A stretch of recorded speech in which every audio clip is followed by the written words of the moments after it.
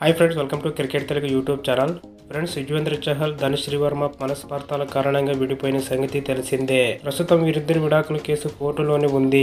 ఈ క్రమంలోనే చహల్ భరణం ఇస్తున్నాడనే వార్త కొద్ది రోజులుగా వార్తల్లో రాగా దానిని ధనుశ్రీ తల్లిదండ్రులు కొట్టిపారేశారు. అయితే తాజాగా మరోసారి ఈ భరణం అంశం తెరపైకి వచ్చింది. చహల్ భరణం ఇచ్చేందుకు అంగీకరించాడు. దాదాపుగా ఇది ఖరారైపోయింది. 2020లో పెళ్లి చేసుకున్న చహల్ ధనుష్ శ్రీవర్మ భేదాభిప్రాయాల కారణంగా విడిపోయారు. దాదాపు 2.5 ఏళ్ల నుంచి వేరువేరుగా ఉంటున్నారు. ఈ క్రమంలోనే డివోర్స్ కోసం ముంబై ఫ్యామిలీ కోర్టును ఆశ్రయించారు. అయితే ఆ మధ్య ధనుశ్రీకి భరణం కింద చహల్ రూ 60 కోట్లు ఇస్తున్నాడనే వార్త ప్రచారంలోకి వచ్చింది. కానీ అది నిజం కాదని మళ్లీ తేలిపోయింది. ఇప్పుడు తాజాగా అందిన సమాచారం ప్రకారం ధనుశ్రీ వర్మకు చహల్ రూ 4.75 కోట్లు భరణంగా ఇవ్వాలని కోర్టు నిర్ణయించింది.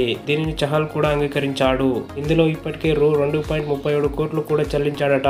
మిగిలిన మొత్తాన్ని త్వరలోనే చెల్లిస్తాడని తెలిసింది. అలాగే వీరిద్దరి పరస్పర అంగీకారంతోనే ఫ్యామిలీ కోర్టు ఈ జంటకు విడాకులు మంజూరు చేయనుందని కూడా సమాచారం అందింది.